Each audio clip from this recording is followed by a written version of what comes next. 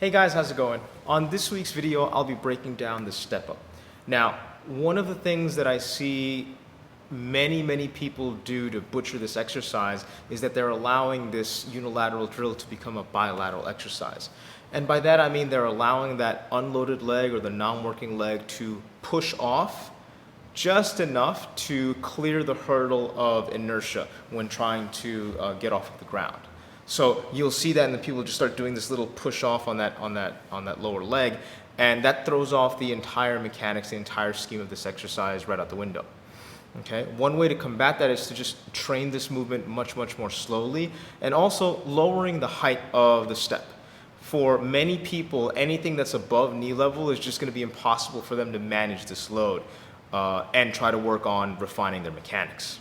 Okay, so those are the things that I'm going to be breaking down in this week's video, and without further ado, here it is.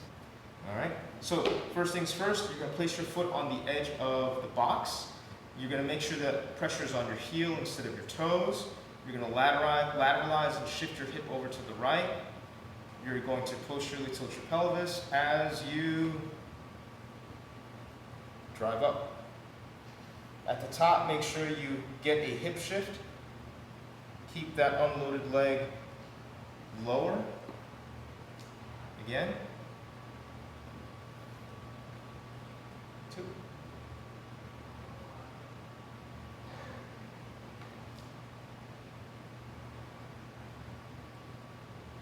3.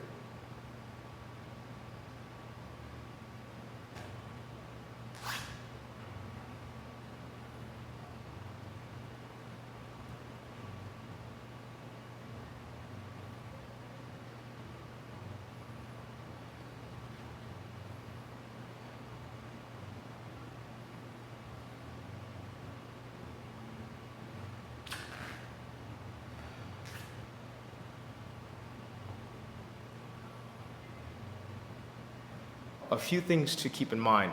The first thing is we want to make sure that we can authentically shift sufficiently onto the working leg. We do that by allowing that hip to lateralize outside of the heel and the knee.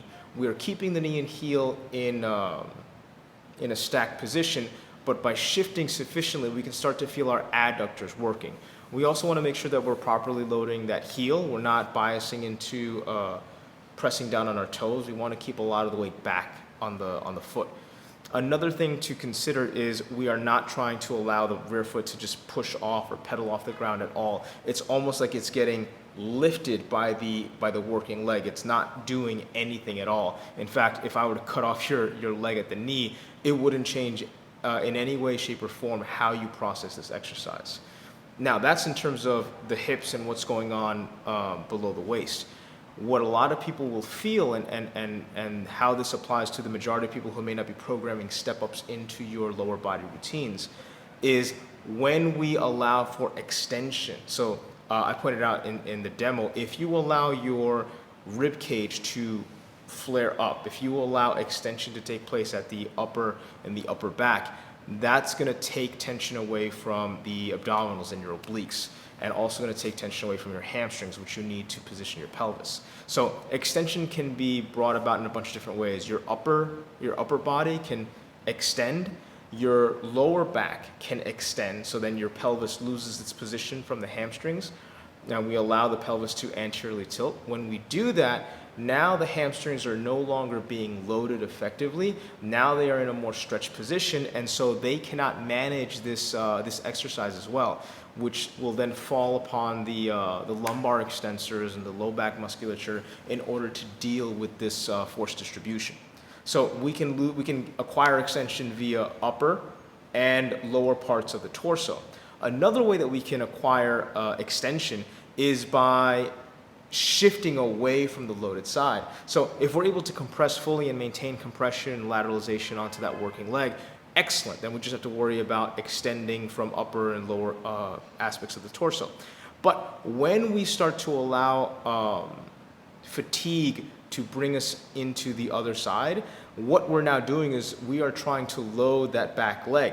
And when we try to load both legs at the same time, our body doesn't know how to do that effectively. So instead of just picking one, it'll do both. And when it does both, it biases bilateral external rotation. When we do that, when we do bilateral external rotation in trying to load a unilateral drill, we will actually bias into extension. So bilateral hip external rotation will be pinching the sacrum forward, which is going to jam the lumbar spine forward, and now we're going to eccentrically load all of our abs. So if the abs and the obliques cannot do their job in terms of distributing forces, this is the primary reason why a lot of people will feel their lower back getting tight or getting pissed off after an intense lower body day. They were unable to maintain the references of abs, obliques, hamstrings, adductors, and so they relied on lumbar extensors, a rib cage that's in a forward or rib flared position, and as a result, and the quads, and because they're not using their hamstrings, they're going to be using their quads a lot more and other external rotators of the loaded leg. So this is the reason why people have a lot of discomfort in the lower back when they're training leg exercises. Okay, so we have to change the dialogue. We have to change how we view training the lower body, really the body in general, because far too often we are taught this extension pattern, this stick out your chest, this get your shoulder blades down and back, this rip the floor apart with your feet, this try to break the bar with your hands, try to rip the bar apart. None of these cues, if you go after the anatomy and the origin of why these cues are being stated and what they're trying to do, none of these cues are worthwhile for longevity in your training. What they are going to do is give you momentary stability at the cost of being able to lateralize and bias and load one side of your body effectively.